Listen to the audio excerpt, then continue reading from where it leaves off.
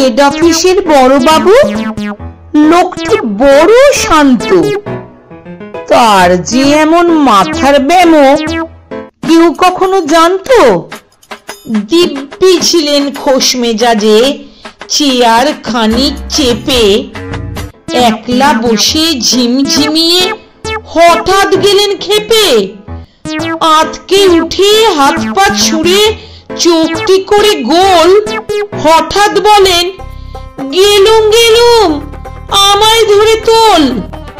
তাই শুনে কেউ বদ্যি ডাকে, কেউ বা হাঁকে পুলিশ, কেউ বা বলে কামড়ে দেবে, সাবধানেতে তুলিস।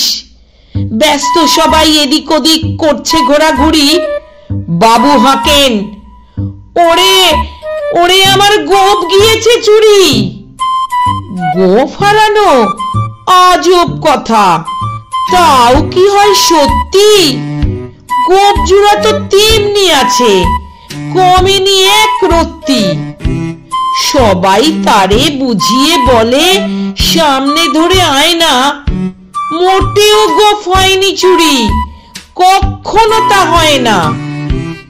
রেগে আগুন তেলে বেগুন তেরে বলেন তিনি, কারো কথার ধার ধারি নে, সব বেটাকেই চিনি। নোংরা ছাঁটা, খ্যাংরা ঝাঁটা, বিচ্ছিরি আর ময়লা, এমন গোপ তো রাখতো জানি শ্যামবাবুদের গয়লা। এ গোপ যদি আমার বলিস, করব তোদের জবাই। এই না বলে জরিমানা করলেন তিনি সবাই। ভীষণ রেগে বিষম খেয়ে দিলেন লিখে খাতায়, কাউকে বেশি লাই দিতে নেই, সবাই চড়ে মাথায়। অফিসেরই বাঁদর গুলো মাথায় খালি গোবর।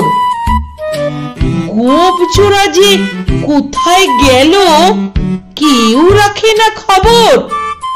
ইচ্ছে করে এই বেটাদের গোপ ধরে খুব নাচি, মুখ্যগুলোর মুন্ডু ধরে কোদাল দিয়ে চাঁচি।